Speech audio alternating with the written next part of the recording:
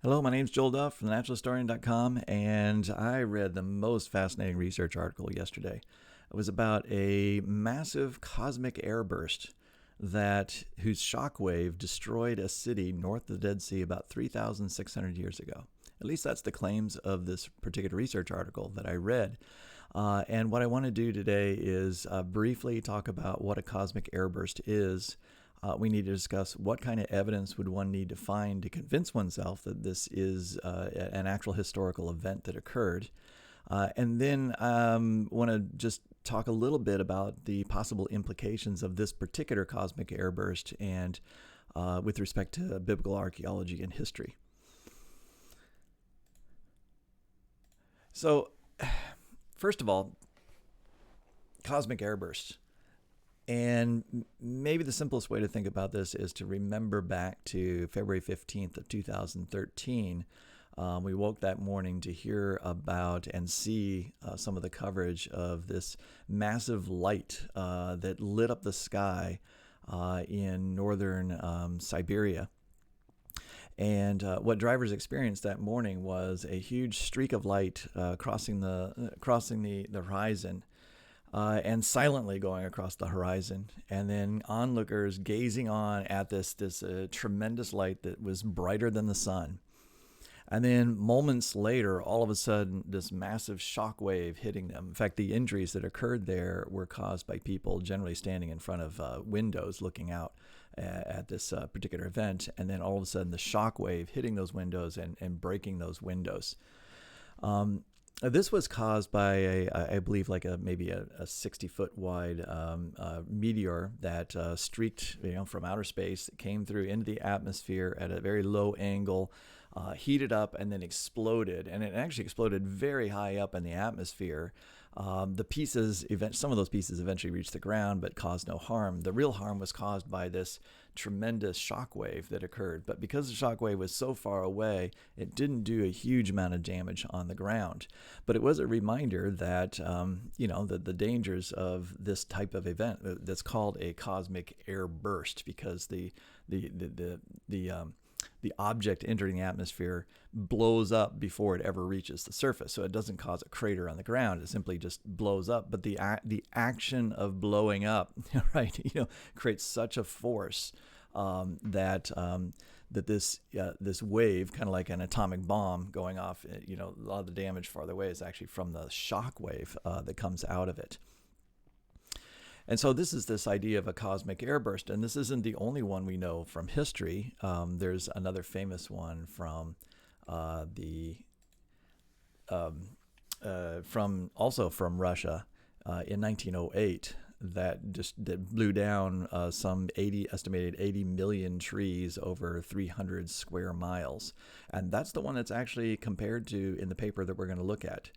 I've had a fascination with these cosmic airbursts and their historical significance for quite some time, and I've written a couple articles. One of them here, the YDB event, that's the Younger Dryas boundary from the last ice age. There's a notable, in this picture right above me here, there's a black line there, and that black line represents this boundary layer where there's a bunch of soot there, there's higher levels of iridium, there's glass sphericals there from melted sand and so forth. So from the heat of, presumably what's been proposed here is the heat of the shock wave from another cosmic airburst from 12,800 years ago, melted this material and put it in the atmosphere. It fell down and then created this layer, which is found in many different places in North America. And so that's considered a very large airburst event. But that one's still not, there's no definitive evidence for that. Actually, I'm convinced of the evidence of it, but I think that there's still some work to do before the whole community of geoscientists are completely convinced that this was a significant impact event.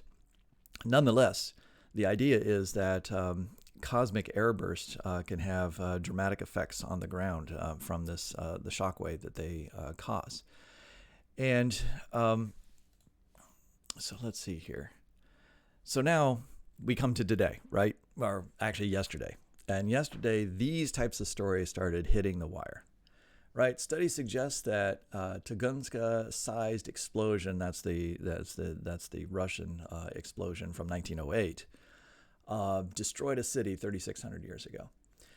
How a meteorite might have destroyed ancient city, without, leveled a biblical city in the Jordan Valley, and so forth. Sorry, I'm having trouble seeing my own headlines here, and it kind of goes on and on and on if you look at Google News, right? All these reports of this dramatic event that occurred about 3,600 years ago and destroyed this area in the Levant region, which is during the biblical times, and destroyed cities. And of course, this raises the specter or the image of say, Sodom and Gomorrah, recorded for us in the book of Genesis. But more about that later. So let's get right to this paper. All right, now I had heard about this cosmic airburst and the possibility of this a few years ago, and then about a year ago there was more stuff that leaked out. There was a couple presentations, and authors were talking about this, but it hadn't been published in full, and they really brought it. I mean, they collected a tremendous amount of evidence and covered a lot of bases. In other words, they asked themselves, what are all the possible explanations for the things we're seeing in this destroyed city, in these remains that they're finding underneath this tell?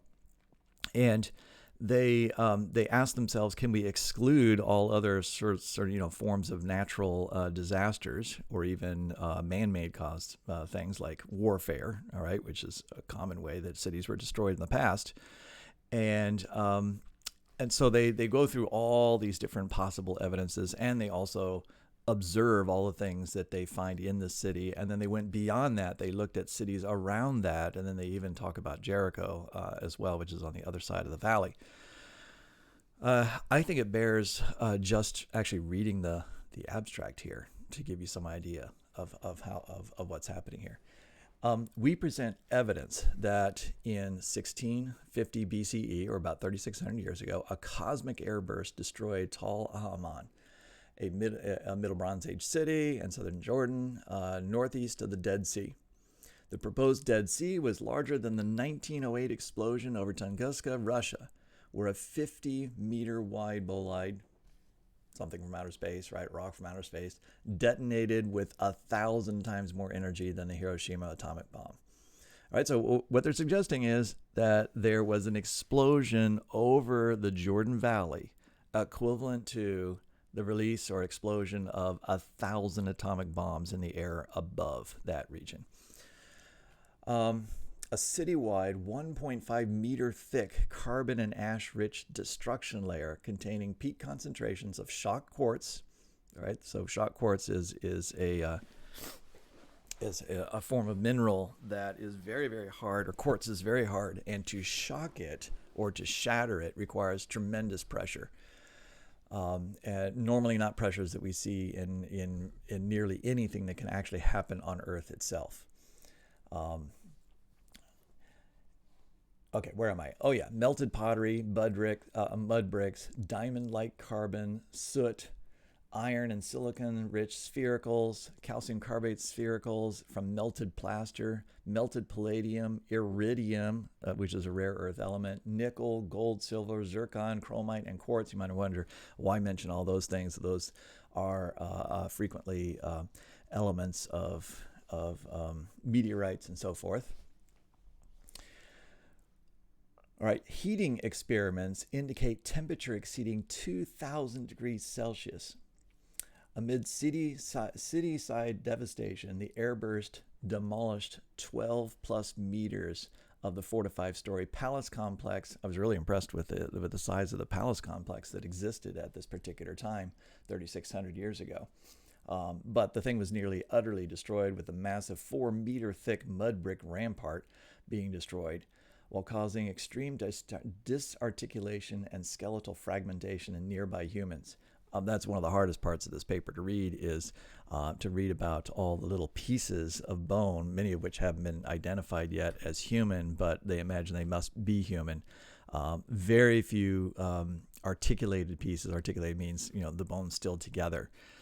They found bones that were burnt and just broken in ways that really are difficult to explain, other than just an extreme blast. So very much like what you would expect in, say, like a nuclear bomb going off. But we don't think that any nuclear bombs were going off in 3,600 years ago. And so one of the few alternative explanations is this idea of a cosmic airburst. So there also was an influx of salt. So they see an increase in amount of salt that's over the entire area. They think that's from actually vaporizing the surface of the Dead Sea, which is nearby. And of course, the Dead Sea is a hypersaline lake. And so that salt then gets thrown up in the air, then settles down on the area of the southern Jordan Valley around the Dead Sea. They suggest that this would have inhibited agriculture in the future. So there's much evidence that there was widespread agriculture around the Dead Sea prior to this point. And then after that point, there's a 300 to 600 year abandonment of this particular, a long abandonment of this particular spot, but up to 300 years in other areas in sort of the maybe 300 square mile region there, including about 120 other regional settlements. So it's not just this one city, but it's other evidences of other small settlements. Suddenly there is this debris layer, and some of the things that I'm going to talk about in a few minutes are found in this debris layer. And then above that, no evidence of anything but maybe some nomads existing in this area, but no settled settlements, if I could say it that way. All right, so this is, just reading this abstract, you see this is a dramatic event. And you wonder why this might not have been observed before. Well, there's been hints of this kind of thing in the literature. There's been this area of this destruction zone has been noted in a variety of different archaeological digs before. And there's been, individual explanations for each one, fires, because there's a lot of evidence of fire, or at least burning. And so, major fires, maybe destroying the community, warfare, earthquakes are another common problem in the region. So a massive earthquake could obviously do a lot of damage. But massive earthquakes don't produce shock quartz and iridium layers and leave human remains that are just shattered remains, right? So it's the accumulation of a wide number of different data sources from a large number of sites that all of a sudden now reveals to us that there was a much more significant event than anyone recognized before. So it's not that no one recognized that something had happened around this time. And it's also the dating methods used to correlate the dates from different locations, showing this isn't just something that happened here and then if something else happened over there later in a different town. No, this is something that happened at a bunch of different places, all right at the very same moment in time, which again makes something like warfare, or some kind of large, it's hard to even imagine what the other scenarios would be. Certainly an airburst or I guess it would be understandable why earthquakes would have been the primary explanation in the past. But with this additional evidence, it becomes very difficult to argue against some kind of meteorite or extraterrestrial event. So the region we're talking about, again, is this area over here just north of the Dead Sea. So there's indication where Tel Hamaman is. And so there are other cities in that area, like Jericho is one of the most famous, as being one of the oldest cities in the world. And then you have a variety of other settlements that are all around the Dead Sea. It is notable that the southern Dead Sea seems to be much less affected by this particular event. All right, so to the data. This isn't the place for going through all the different forms of data they present, but I highly encourage you to look up this article. I'll put a link in this at the bottom of this YouTube description, and just note the detail that is there. They go blow by blow over every type of evidence, explain that evidence, how it was collected, and show how it fits into the story. Then they go through and they test 16, like I think 16 other different scenarios of like how could all this evidence be explained, and then the accumulation of evidence is like every bit of evidence they found can be explained by a cosmic airburst. I guess that's in a nutshell.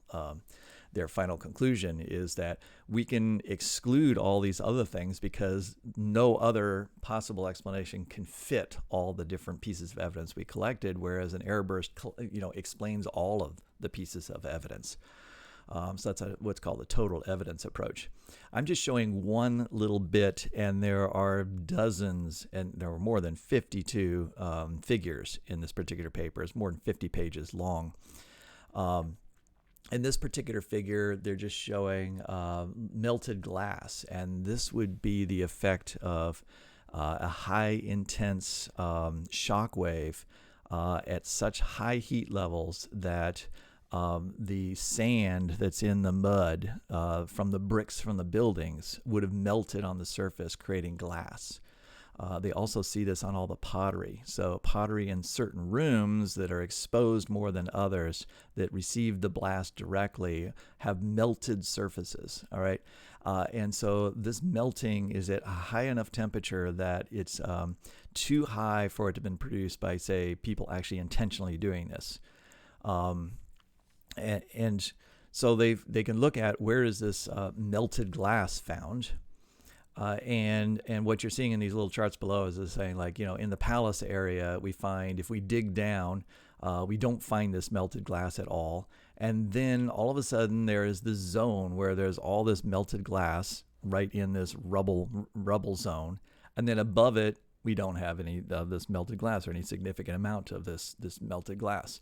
And as we dig down and do cores or columns or dig down trenches in a variety of different areas around this particular town, we find this melted glass just in a specific region. And what makes this, so that's pretty compelling evidence, but what makes all of the evidence in this particular even more compelling is they go one after another. All right, what about carbon sphericals? What about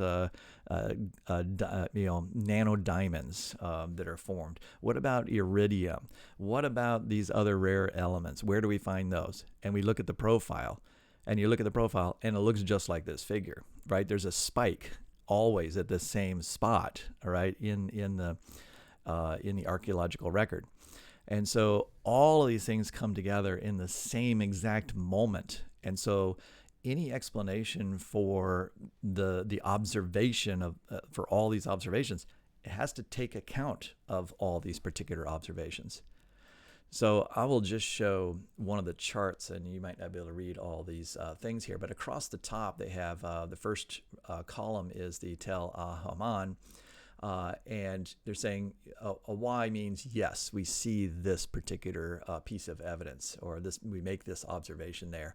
And across you can have other possible explanations. You got warfare, earthquakes, volcanoes, right? You have lightning. Lightning can melt rock, could melt pottery if it hit it and create this melt glass.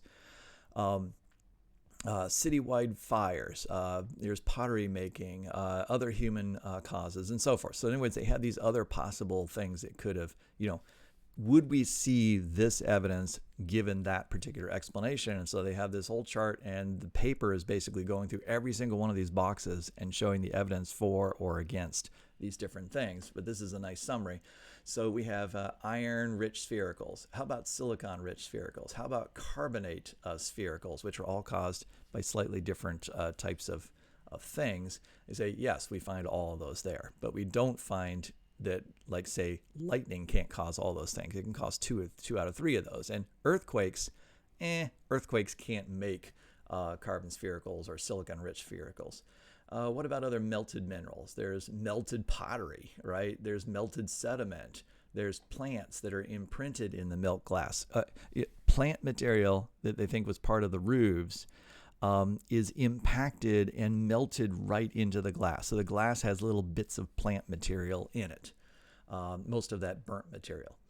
We also have iridium, nickel, and so forth, peaks. at specific locations rather than just randomly found in the archaeological column, which is what you expect if you just had a city that was there over a period of time and built up debris. And so you just go down this list, and it continues on and on and on. We've also have shocked quartz, magnetic field. They've actually looked at the magnetic field of the melted material, and the magnetism is left and which direction it's pointing, and it's all pointing in the same direction, again indicating a single event, all caused by the same thing.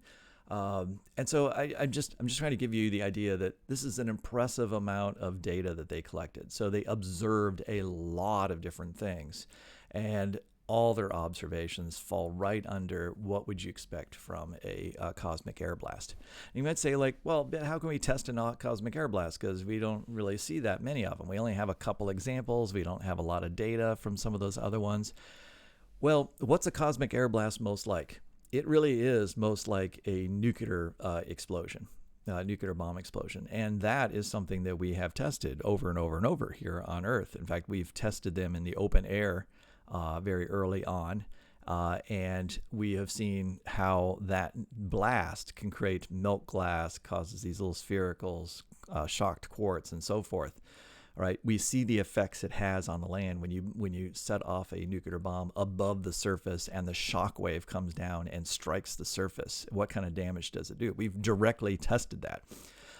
And essentially what they see at this location is they see everything that is what you would see with an atomic bomb, and not just one atomic bomb, but this is scaled up to being like hundreds, maybe 1,000 atomic bombs at one time type of energy that's occurring. And all of the things you expect to see from that is what we see here, except for one thing, right? Don't have the radioactivity, right? So you don't have the remains of the radioactive material that was the cause of the atomic explosion. Right, but all the other effects of an atomic explosion are what are seen at this particular location. All right, so here's their figure from this paper. Oh, and I forgot to mention, in that abstract, there is a long list of authors for this. So this is a collaborative effort across the world from world experts who have been sifting through this material for many, many years. So this really is the culmination of a lot of people's work. And it's published in Nature Scientific Reports, so a pretty prestigious journal. And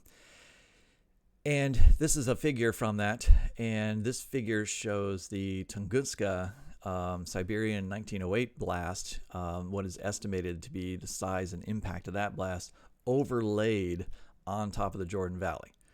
All right, and so you have this blast zone, and you see that here's where the Tel Ahaman is, and on the other side of the valley is Jericho. And the other thing they go into in this particular paper is they talk a little bit about Jericho, even though they didn't directly, that wasn't directly part of this project, but many, many people have studied Jericho.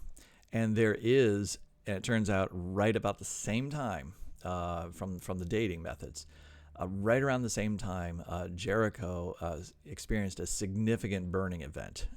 So they didn't experience the complete destruction of the walls and the mud brick and getting the glass melted and so forth, but everything burnt up. And this is what you would expect from being a little bit farther away at the edge of this particular blast zone. It's not quite as hot, but enough to cause a fire for sure. And they think that this explosion that occurred at this time, 3,600 years ago, was probably roughly equivalent, and they're getting that from the overall estimates of the amount of energy needed to destroy what they see, and the amount of glass formed and the heat that would have been formed from that. And then they also have evidence from other small villages in this particular area that suggests the same types of things. They know roughly the area that was completely destroyed. And knowing that, you kind of get this idea that this is a tremendous amount of energy required to do that.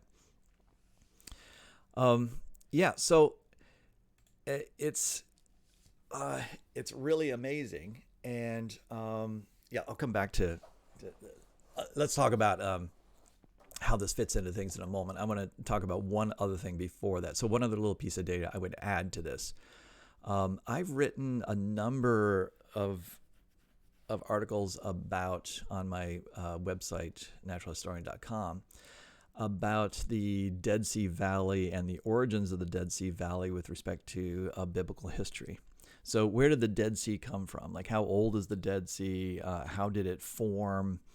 And so I've looked at a lot at the columns of salt. There are thousands of feet of salt below the Dead Sea that would have formed from evaporation of the Dead Sea over long periods of time.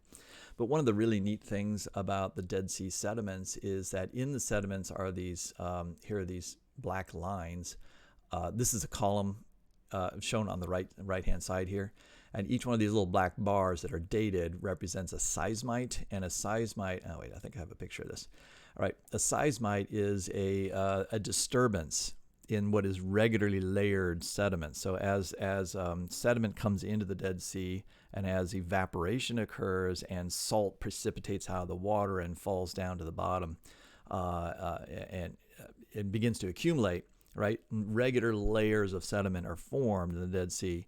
But if there's an earthquake and the whole lake gets shaken, then the top layers of that sediment will get moved around, and they tend to curl up, based on the vortices that are formed in the water at the surface where the sediments meet the water, right? And it forms these weird structures which are called seismites. All right, so they're structures made by earthquakes in the sedimentary record. And then after that, when the lake calms down, more layers of sediment are laid on top of them. So you go back to regular intervals. And so these black bars represent all the different earthquakes. And so you might wonder, like, how do we know about historical earthquakes? Well, you can do this. You can take this column out of the sediments of the Dead Sea, and you can just look at all the different earthquakes. And depending on the size of these seismites, that gives you an idea of the size of the earthquake. And some of these earthquakes have been correlated to actual recorded earthquakes. All right, when you get up especially into the AD times here, we have historical records of earthquakes from the area that people reported, and they fit we fit those to these different things here. There's also one around the time of Christ that we see in the record. So there's a historical record of an earthquake occurring at that time. Now, drift on down this bar, and you'll see at a depth of 15 feet, or 1400 BC, right, 3,400 years ago. And then about 3,600 years ago, there's a black bar there, and one at 2000 BC. Here's my prediction, because I don't believe this has been done yet. If there's a cosmic airburst, and it vaporized some of the surface of the Dead Sea, and also melted rock and threw up, I'm sure, a ton of dust into the air as well, along with lots of ash from burning plants, right? All of that would have settled onto the top of the Dead Sea, and then would have, sunk down to the bottom. And I am going to predict that on top of, or mixed in with one of the seismites here, and I think this one below the 1400 BC line, we should find maybe some iridium, some glass sphericals, and so forth in that area. So I'd really like to have that looked at. And I don't know if somebody already is looking at that. But I would guess that a giant airburst probably also would have caused some earthquake-like properties in the Dead Sea with such a violent explosion. And so that could be the cause of that seismite there. And then you would have this other stuff on top. So you basically have a debris layer on top of that particular seismite. It might be very, very thin because this is still maybe 30 miles, 20 miles away from the major impact zone. But nonetheless, I think we should find a record of it there. And I'd be surprised if it's not there. That would just be further evidence of a cosmic impact in this particular area. Well, I do also bring this up because all of this has to do a little bit with, I think, what we're going to see now, which is the fallout among biblical archaeologists and Christians trying to grapple with what is the meaning of this. All right, what does this mean? If there's a cosmic airburst that occurred and essentially destroyed, or almost destroyed, about 300 square miles of area right at the Dead Sea and north of the Dead Sea up the Jordan Valley 3,600 years ago. Just look at that Russian. People could see that from more than 100 miles away. And that was a very small, the Russian one, I mean, the Chablinsky one that occurred in 2013. People could see that from over 100 miles away.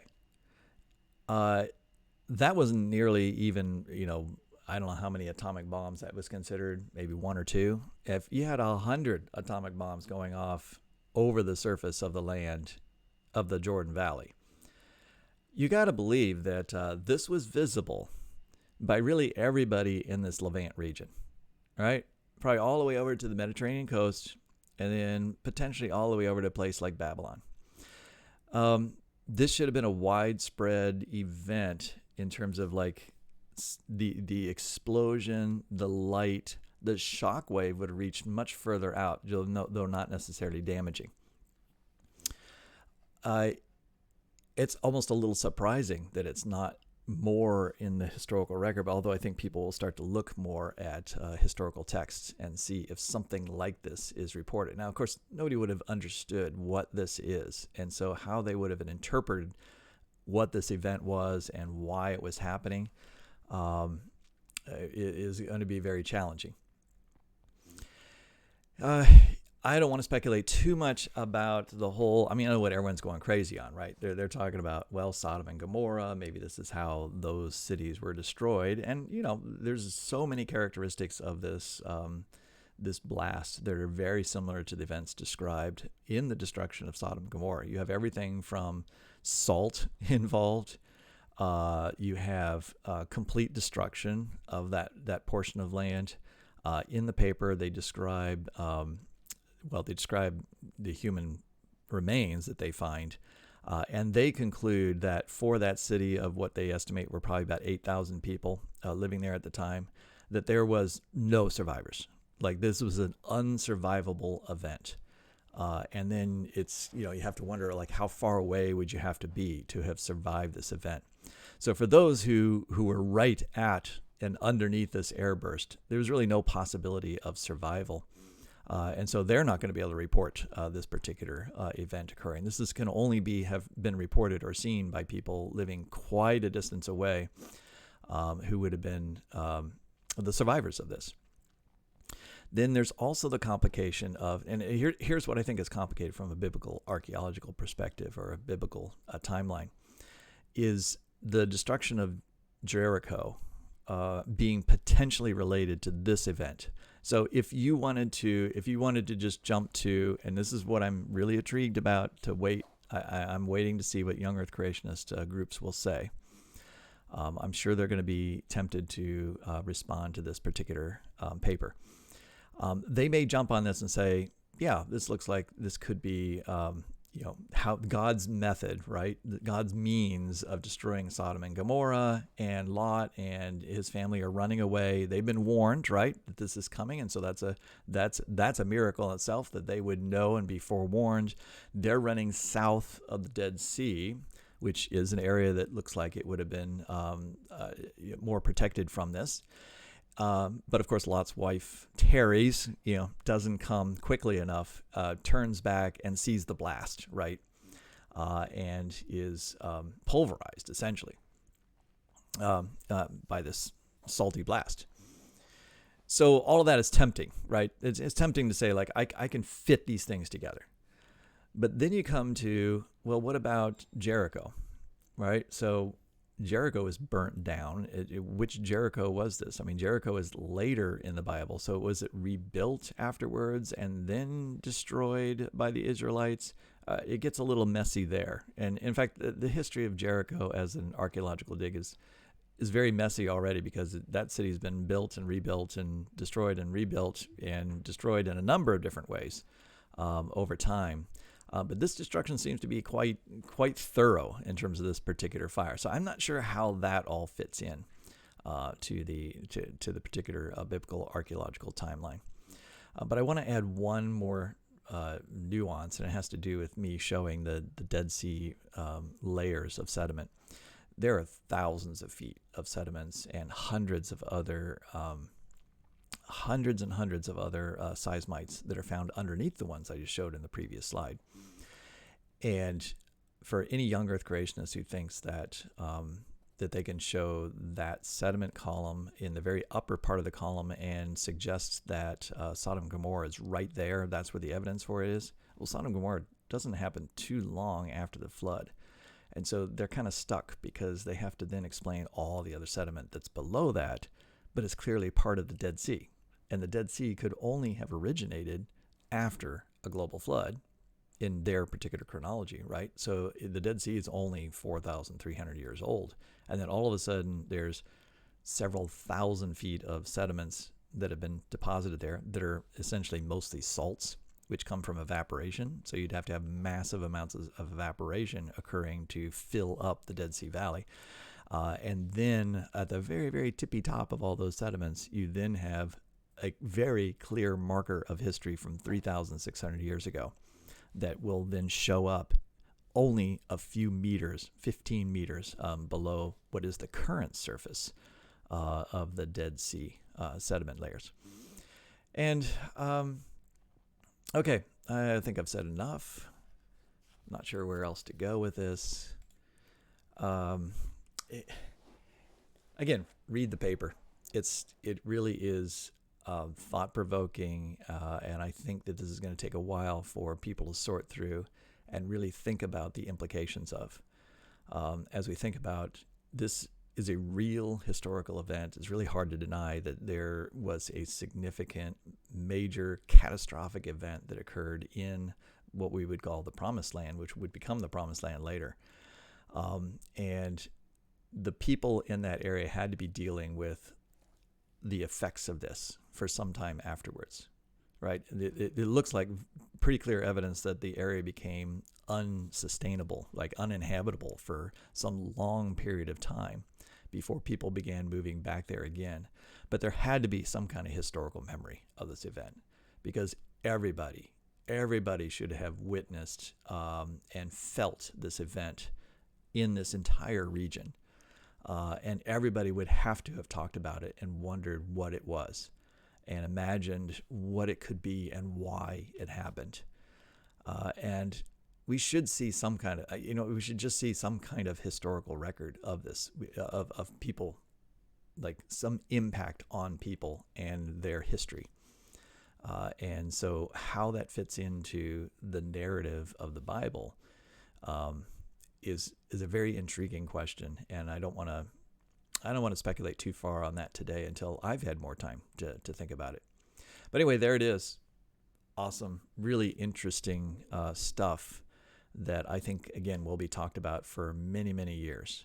And I'm sure there'll be many more studies that will now spin off of this and begin to look at additional evidence. And like I said before, probably start combing through, written historical records to see whether there's additional evidence from actually historical commentaries, right, of this particular thing, particular event happening. All right, I'm going to stop there. Have a great day. Talk to you later.